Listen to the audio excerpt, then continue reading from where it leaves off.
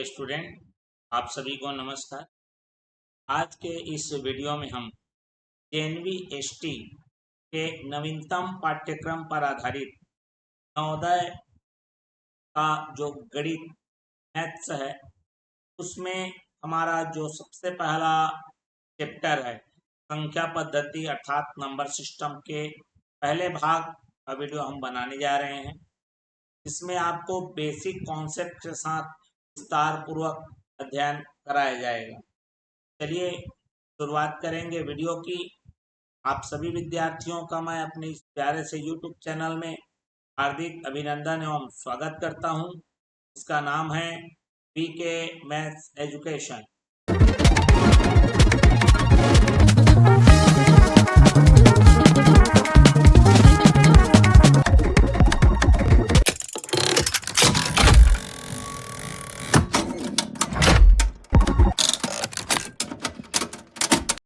जैसा कि मैं बता दिया हूं कि नवोदय में 3 भाग होते हैं। प्रश्न पत्र जो आते हैं उसमें एक होता है गणित, के बाद होता है हमारे पास योग्यता परीक्षण और मानसिक योग्यता, और तीसरा भाग होता है हमारा जो पैसेज है। ठीक है, अर्थात हिंदी वाले हिंदी में और अंग्रेजी वाले अंग्रेजी में उसका पैसेज आता है। तो ये गणित के भाग को हम यहाँ पर करने जा रहे हैं। देखते हैं आज की संख्या पद्धति में कौन कौन से प्रकार के प्रश्न लगे हुए हैं। तो चलिए शुरुआत करते हैं वीडियो की। वीडियो अगर पसंद आए लाइक शेयर जरूर करिएगा। चैनल में नए तो सब्सक्राइब कर बेल आइकन नोटिफिकेशन इसलिए ऑन कर दीजिए क्योंकि का अगला भाग आते ही जाएगा और पूर्ण तैयारी हम करेंगे। चलिए शुरुआत करते हैं वीडियो की और देखते हैं आज के इस वीडियो में क्या क्या प्रश्न लगे हुए हैं। चलिए सबसे पहला है वो है नंबर सिस्टम हो, नवोदय का गणित हो और स्थानीय मान की बात ना हो, ऐसा हो नहीं सकता। तो हम यहाँ पर देखेंगे क्या बोल रहा है, जरा देख लीजिए। What is the place value of digit 9 in the number. जो नंबर दिया है संख्या, जो संख्या दी गई है उसमें 9 का स्थानीय मान या स्थानिक मान जो भी समझ लीजिए दिया गया है। तो स्थानीय मान को हल करने का सबसे बढ़िया तरीका जो है वो ये है कि हम लोग एकदम शॉर्टकट में अपनाते हैं और बोलते हैं कि जिस भी संख्या का स्थानीय मान निकालना है, ठीक है, 9 का स्थानीय मान, क्लियर है, तो हम बोलते हैं it means place value of 9। ठीक है, ये जो हमारा आएगा जो भी अंक है उसके बाद जितने भी पीछे में है, मतलब राइट साइड में दाहिने साइड में उतना जीरो लगा दीजिए। तो 1 2 3 4 5 और 6, तो इस तरह से कितना जीरो लग जाएगा हमारे पास, 6 जीरो लग जाएगा। और ये हमारा कहाँ पर दिया है, ऑप्शन नंबर डी में दिया है। डी हमारा सही उत्तर हो जाएगा। तो चलिए बढ़ते हैं अगले प्रश्न के लिए और देखते हैं दूसरा प्रश्न क्या लगा हुआ है। What is the greatest 7-digit number that can be formed using the digit 3572819 without repeating any digit? ये हमको अंक दिया हुआ है 3 5 7 2 8 1 9 अंकों का उपयोग करके बिना पुनरावृत्ति के सबसे बड़ी 7 अंकीय संख्या कौन सी बनाई जा सकती है। तो ऐसा आपको डिजिट देगा, अंक देगा। अब ये अंक जो देगा उसके हिसाब से आपको बड़ा भी बनाना बोल सकता है और छोटा भी बनाने को बोल सकता है। तो इस प्रकार जब बड़ा बनाने को बोले तो हमको सबसे बड़ा वाला अंक को लेते हुए शुरुआत करना है, मतलब लेफ्ट साइड से, मतलब बाएं साइड से। तो यहाँ पर देख लीजिए सबसे पहले तो 1 2 3 4 5 6 और 7 है, 7 अंकों का बनाना है। ठीक है, तो यहाँ पर सबसे बड़ा जो अंक है वो है 9, 9 के बाद आ गया 8, ऐसा क्रमशः घटते क्रम में ले जाना है। ठीक है, 7 के बाद क्या आ गया, 6 दिया नहीं है, 5 4 भी दिया नहीं है, 3 2 और 1, तो 9 8 7 5 3 2 1। कहाँ पर है भाई? ये एक वाला, ये 5 तो आएगा नहीं, ये 2 आएगा नहीं, ऐसा हम लोग ये कर लेंगे। और यहाँ पर मेरा जो है वो पहला ऑप्शन सही उत्तर होगा। क्लियर होगा कि यहाँ पर 2 3 को फेरबदल कर दिया है, एकदम लगेगा वैसे ही। स्पष्ट है बात? चलिए बढ़ते हैं अगले के लिए। अब यहाँ पर देखिए, what is 0.0075 expressed in scientific notation. 0.0075 को वैज्ञानिक रूप में कैसे व्यक्त किया जाएगा? अब ये वैज्ञानिक क्या है? ठीक है, इसको मानक रूप भी कहा जाता है। ठीक है, जो वैज्ञानिक संकेतन बोला जाता है, वैज्ञानिक रूप बोला जाता है, या मानक रूप बोला जाता है ना, अंग्रेजी में साइंटिफिक नोटेशन या स्टैंडर्ड फॉर्म बोला जाता है। अब ये बोलने का तरीका है। अब देखो, जो संख्या रहेगी, ध्यान से सुनना मेरी बात को, ये वैज्ञानिक संकेतन क्या होता है। ठीक है, पहले कॉन्सेप्ट समझते हैं। ये जो वैज्ञानिक संकेतन है, जिसको इंग्लिश में साइंटिफिक नोटेशन कहा जाता है, ये होता है कि कोई भी संख्या है उसको हम लोग एम गुणित 10 की घात एन, मतलब एम का जो मान है 1 से 10 के बीच में होना चाहिए। मतलब जो एम है मेरा, 1 हो सकता है या 1 से बड़ा रहेगा, लेकिन 10 से छोटा रहेगा। मतलब ऐसी संख्या में हमको उसको बदलना है कि 1 और 10 के बीच में बैठे। अभी जब हम क्लियर करेंगे, पूरा समझाएंगे, समझ में आएगा। और गुणित में उसको डालना है 10 की घात।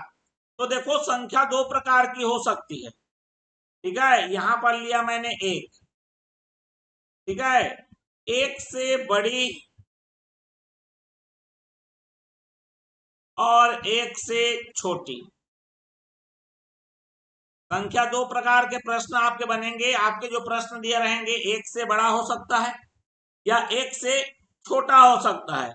अब ये 1 से बड़ा हुआ, ठीक है, 1 से बड़ा हुआ या 1 से 10, 1 व 10, 1 व 10 या 1 से 10 से बड़ी होगी, या 1 से 10 से क्या होगी, छोटी होगी। ठीक, या फिर ऐसा बोल सकते हैं हम लोग, 1 से बड़ी, सॉरी, 10 से बड़ी और 1 से छोटी, ऐसा हम लोग इसको बोल सकते हैं और अच्छे समझने के लिए। स्पष्ट हो गई बात? अब 10 से बड़ा रहेगा तो उसको 10 में बैठाना है, मतलब कम करना पड़ेगा। तो यहां पर जो घात लगाओगे वो आएगा हमारा धन में आएगा। स्पष्ट हो गया बात? अब अगर 1 से छोटा है, संख्या 1 से छोटा है, तो जो घात लगाओगे वो आएगा हमारा ऋण में आएगा। बात समझ में आ गया? स्पष्ट हो गई बात? तो चलिए, ये कैसा है। अब देखो, यहां पर ये 0.0075 है। अब 0 से शुरू है, 0 मतलब 1 से छोटा है। अब इसको 1 और 10 के बीच में ले जाना है। तो 1 और 10 के बीच में ले जाने के लिए आपको दशमलव को 7 और 5 के बीच में रखना पड़ेगा। इसका मतलब आप 1 2 और 3 क्या हो रहे हो, 3 दशमलव, दशमलव को 3 संख्या किसका आना पड़ेगा, तब ये बनेगा 7.5 और बीच में लगा लीजिए गुणा। ठीक है, मतलब देखो, सबसे पहले तो हमारा एम बनाना है, मतलब 1 और 10 के बीच में लाना है। इसके लिए दशमलव को मेरे को 1 2 और 3 संख्या क्या करना पड़ेगा, राइट किसका आना पड़ेगा। अब यहाँ पर टेक्निक को जरा समझिए। 1 से छोटा था, घात में आएगा कितना, ऋण में आएगा, तो 10 की घात लगाना है और कितने संख्या किसका आया हो उतना हमको लगाना है। अब ये धन आएगा कि ऋण आएगा बता दिया हूं मैं, तो इस हिसाब से यहाँ पर क्या आएगा, 3.5 -3। समझ में आ गया बात। और इस प्रकार से आ जाएगा हमारे पास जो है ऑप्शन नंबर हमारा सी क्या हो जाएगा, करेक्ट आंसर हो जाएगा। स्पष्ट हो गई बात। चलिए तो फिर बढ़ते हैं अगले प्रश्न के लिए और देखते हैं हमारा अगला प्रश्न क्या लगा हुआ है। चलिए अगला प्रश्न देख लेते हैं। अगला प्रश्न हमारा फिर से स्थानीय मान पर आधारित है, जिसमें बोल रहा है ये 10 लाख के स्थान पर जो, देखो 5 दो जगह दिया हुआ है, लेकिन हम लोग जल्दीबाजी में क्या है प्रश्न ऐसे ही गलत समझने लगते हैं, थोड़ा सा कंफ्यूज करने के लिए दिया है। 5 दो बार दिया है, ठीक है। तो हमको उस 5 का स्थानीय मान ज्ञात करना है जो कि 10 लाख के स्थान पर है। तो चलिए यहां पर तो ऐसे सरल हो गया, और ये 10 लाख के स्थान पर है मेरा 8 5 3 7 2 9 6 5। स्पष्ट हो गई बात। अब इसको जरा देखेंगे, यहाँ पर 5 दो प्रकार दिया है, दो जगह दिया हुआ है, लेकिन हमको 10 लाख वाले, तो मैंने बताया है इसका टेक्निक कि जो संख्या है उसको लिख लीजिए और उसके पीछे में जितना भी अंक है उतना आप क्या लगा लेंगे, शून्य लगा लेंगे। मतलब आज ये हमारे पास 6 शून्य आएगा और ये हमारा हो जाएगा अब ये, ठीक है। 10 लाख दिया, 10 लाख दिया, मतलब 50 लाख तो हो गई। तो इसको आप देखो यहाँ पर थोड़ा सा कंफ्यूज भी कर दिया। ये देखो आपको 0 0 के फॉर्म में तो आप लिख लोगे, लेकिन इसको इतना लाख ये लाख के फॉर्म में दे दिया है। स्पष्ट हो गया बात। वैसे भी 10 लाख है तो 5 का चाहिए, तो 5 गुणित 10 सीधा सीधा बात है, ठीक है। जिस स्थान में हो 10 लाख के स्थान में है, इसका स्थानीय मान निकालना है 5 का, तो उसका गुणा कर दीजिए और ये आ जाएगा मेरा 50 लाख। स्पष्ट हो गया बात। चलिए पढ़ते हैं तो फिर अगले के लिए। अब यहाँ पर प्रश्न जो कहा गया है उसमें ये कहा गया है भी कि आपको दिया हुआ है अंकों में, उसे आपको शब्दों में क्या करना है, व्यक्त करना है, ठीक है। तो चलिए अंकों से शब्दों में हमको क्या करना है, व्यक्त करना है। आप जरा यहाँ पर ऑप्शन देख लीजिए। तो इसके लिए आपको इकाई दहाई जानना जरूरी है। चलिए सबसे पहले आप संख्या लिखते हैं, 4 5 6 7 8 9 और 00। ये आपका आ गया इकाई दहाई सैकड़ा, ठीक है। ऑप्शन हमारा क्या दिया है, भारतीय पद्धति में, इंडियन सिस्टम में दिया है। तो आपको सबसे पहले 3 के बाद एक कॉमा लगाना है, फिर दो दो के जोड़ी में, ठीक है। इकाई दहाई सैकड़ा हजार 10,000 लाख 10 लाख करोड़, मतलब ये 4 करोड़, ठीक है। तो ये 45 लाख वाला ये है ना, करोड़ जो है ये लाख वाला को तो पहले उड़ा दो। क्लियर हो गया बात। ध्यान से देखिए। अब यहाँ पर इकाई दहाई सैकड़ा हजार 10,000 लाख 10 लाख करोड़, 4 क्या है, करोड़ के जगह में आया है, तो क्या हो जाएगा ये मेरा 4 करोड़। उसके बाद देखो ये लाख का जगह है, फिर ये हजार का है, तो लाख वाले जगह में है 5 6 मतलब 56,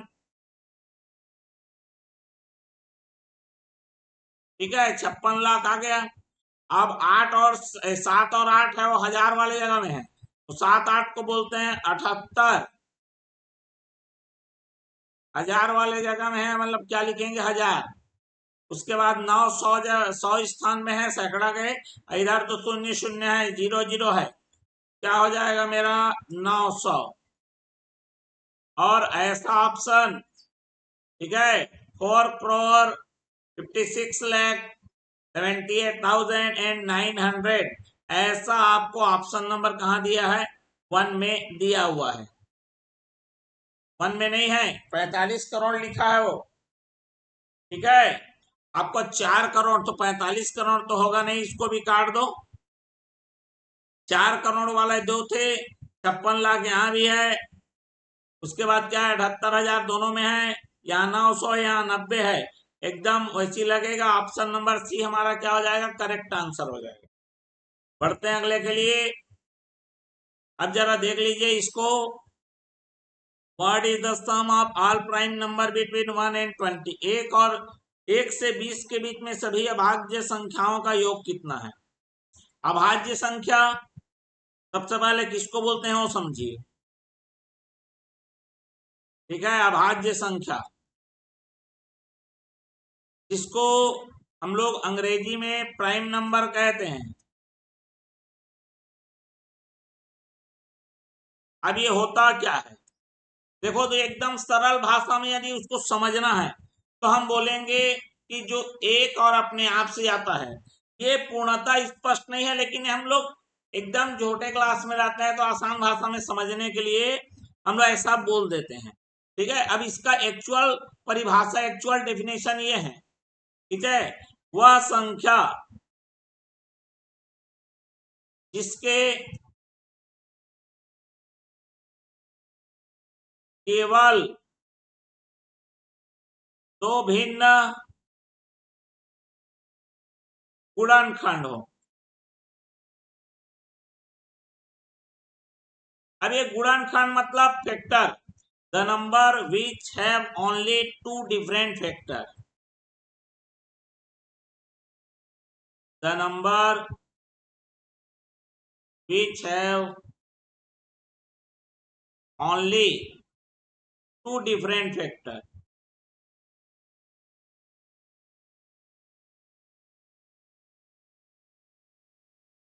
क्लियर, ये बात हो गई, स्पष्ट हो गई बात।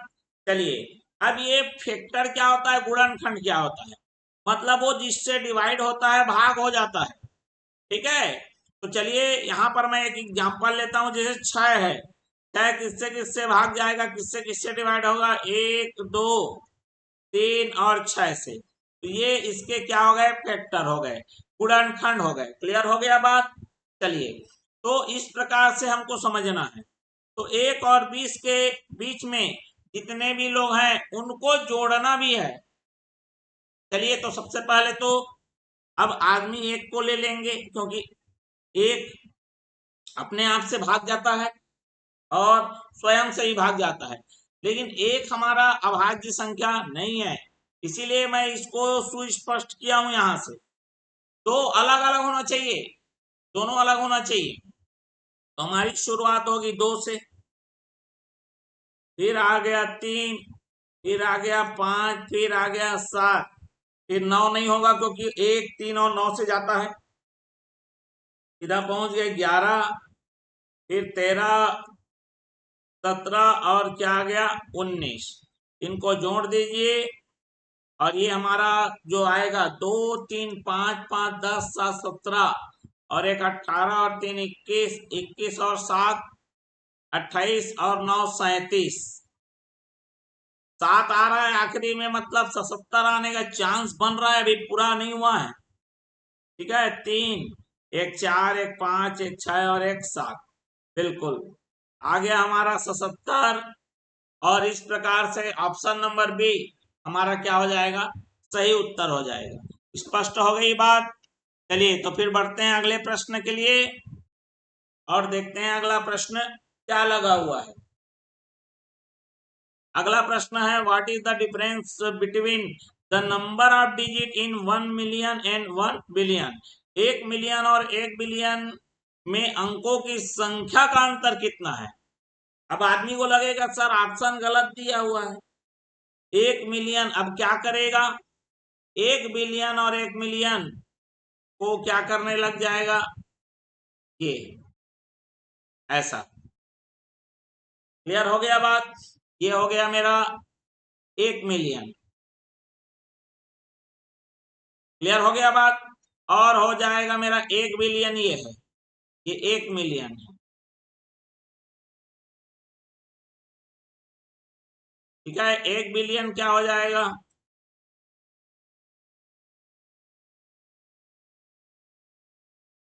ये हो गया मेरा 1 बिलियन।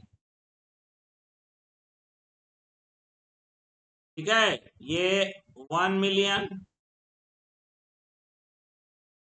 ये 1 बिलियन। अब ये दोनों को आदमी डिफरेंस करने लगे और बोलेगा कि सर ऑप्शन में तो दिया ही नहीं है। ऐसा नहीं है। वो प्रश्न क्या कह रहा है वो देखो, अंकों की संख्या, नंबर ऑफ डिजिट, मतलब ये इससे कितना डिजिट ज्यादा है। तो यहाँ पर कितने लोग हैं देख लो, 3 3 6 7, यहाँ 3 3 6, ठीक है। और ये 4 कितना हो गया 10, यहाँ 10 डिजिट है, 10 अंक है, यहाँ 7 अंक है। तो कितने का डिफरेंस है? तो यहाँ पर 10 में घटाइए आप 7 को और उत्तर पा जाइए 3, ठीक है। अंकों का अंतर। स्पष्ट हो गया बात? ठीक। संख्या में 3 अंकों का क्या है? अंतर है। 3 अंक उसमें ज्यादा है बोल रहा है। स्पष्ट हो गया? चलिए बढ़ते हैं अगले प्रश्न के लिए। अब इनमें से बताना है कि आपको कौन बड़ा है, कौन छोटा है, या कौन बराबर है। तो ये हमारा लिखा है 0.000082 और एक और लिया गया है 0.000 और 98। देखो भैया, दशमलव के लेफ्ट में मतलब बाएं में दोनों पास 0 है। अब इधर से देखो 1 2 3 4 5, 1 2 3 4 5 एकदम। चलिए पहला को देखो, दोनों अभी बराबरी में चल रहे हैं। दूसरा देखो अभी बराबरी में चल रहे हैं। तीसरा देखो अभी बराबरी में चल रहे हैं। चौथा में यहाँ 8 है, यहाँ पर 9 है, ठीक है। बड़ा कौन हो गया? ये वाला हो गया। ऑप्शन नंबर क्या आ जाएगा? बी आ जाएगा। बढ़ते हैं 9वें प्रश्न के लिए। अब ये हमारे पास इसको अरेंज करना है बोल रहा है, व्यवस्थित करना है बोल रहा है। चलिए इसको व्यवस्थित कर लेते हैं, है ना। क्या प्रश्न बोल रहा है उसको हमको समझते हैं। स्पष्ट हो गया बात? चलिए यहाँ पर प्रश्न जो बोल रहा है उसको ध्यान देना है और हमको समझना है। इसको आरोही, असेंडिंग, मतलब बढ़ते क्रम में, बढ़ने का मतलब होता है छोटे से चालू करना और बढ़ते बढ़ते एकदम बड़े की ओर जाना। स्पष्ट हो गया? अब देखो ये बटा के रूप में है तो इसको दशमलव में बना लो, या भिन्न में रहने दो। भिन्न एवं दशमलव हम पढ़ेंगे अलग से, फिलहाल ये नंबर सिस्टम में भी पूछा जा सकता है। तो देखिए सबसे पहले 1/5 है, ठीक है। जब भी ऐसा नीचे में 5 आए तो आप दो ऊपर नीचे गुणा कर लो, ये आ जाएगा 2/10, जो कि आ जाएगा दशमलव लग जाएगा और ये आ जाएगा 0.2। बात समझ में आ गया? वैसे ये मेरे पास क्या है, 3/10 है, तो 10 तो पहले से लगा हुआ है। तो इस प्रकार क्या हो जाएगा, ये 0.3 हो जाएगा। अब ये 2/3 है,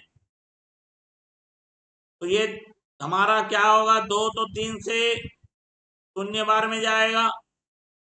जैसे ही दशमलव लगाओगे 3 छके क्या हो गया, 18 हो गया। फिर 2 बचा 0, 3 छके क्या हो गया, 18 हो गया। ऐसा अब ये बढ़ते ही जाएगा 6 6, तो ये आ जाएगा मेरा 0.66। अभी दशमलव वाला पढ़ेंगे और अति बेहतरीन तरीके से और उसको बताएंगे हम। चलिए 7/20,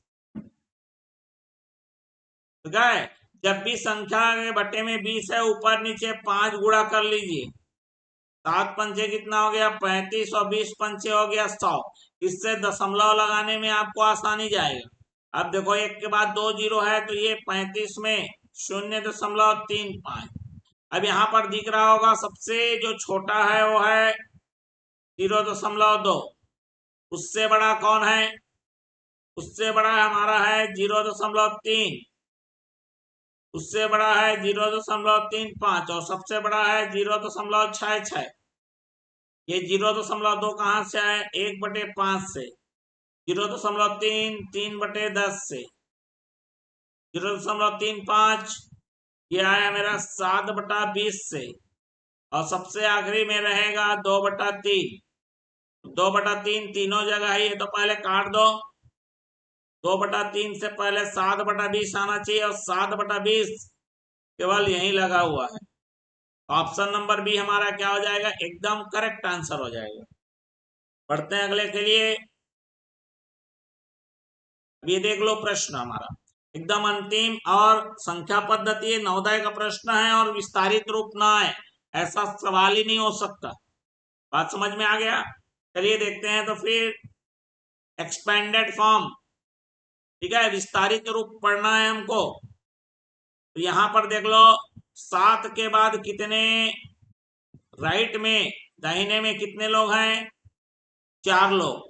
तो 7 के बाद क्या आ जाएगा, 4 शून्य, मतलब सभी का अलग अलग स्थानीय मान निकालना है। प्लस 6 के बाद 3 शून्य, प्लस 4 के बाद 2 शून्य, और 9 के बाद 1 शून्य और 2 अकेले रहेगा। कभी कभी घात के रूप में इसको दे दिया रहता है।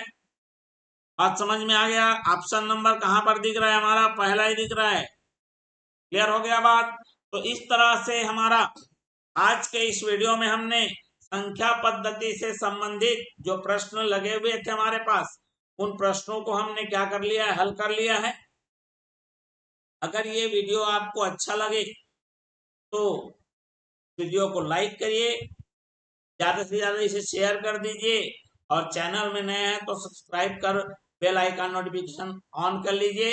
इसी तरह से पूरे सत्र भर, पूरे साल भर आपको नवोदय का मैथ्स और मानसिक योग्यता तथा हमारा जो पैसेज है उससे संबंधित वीडियो आते रहेंगे। नवोदय के लिए तैयारी कर रहे हैं, बिल्कुल चैनल से जुड़ जाइए, नोटिफिकेशन ऑन कर लीजिए सब्सक्राइब करके। चलिए तो फिर मिलते हैं अगले वाला इसका भाग लेकर, अगला वीडियो लेकर। तब तक के लिए आप सभी विद्यार्थियों को मेरा धन्यवाद, नमस्कार।